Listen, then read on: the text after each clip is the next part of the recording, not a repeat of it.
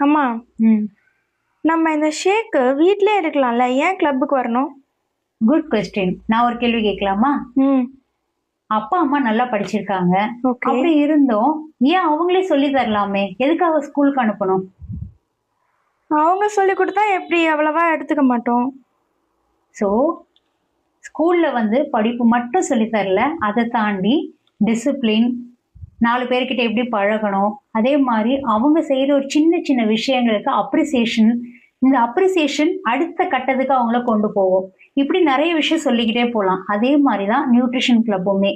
இங்க வரும்போது வெறும் ஹெல்த் மட்டும் கிடைக்கிறது இல்ல. இதை தாண்டி உங்களுக்கு நம்ம ஏன் வெயிட் லாஸ் பண்ணணும் அப்படின்ற ஒரு நாலேஜ், ஏன் ஹெல்த்தியா இருக்கணும் அந்த நாலேஜ் உங்களுக்கு கிடைக்கும். இந்த நாலேஜ் கிடைக்கிறதுனால கான்ஃபிடன்ஸ் பில்ட் ஆகும். ரெண்டாவது ரெக்கக்னிஷன். ஒரு சின்ன ஒரு 100 கிராம் கம்மியானாலே யார் பாராட்டுவாங்க? பட் எங்க கிளப்ல எல்லார் எதிர்க்கும் உங்களை ரெக்கக்னிஷன் பண்ணுவோம். ஸோ அது வந்து அடுத்த கட்டம் உங்களுடைய ஹெல்த்துக்குள்ள ரீச் பண்ணதுக்கு ரொம்ப சப்போர்ட்டிவா இருக்கும்.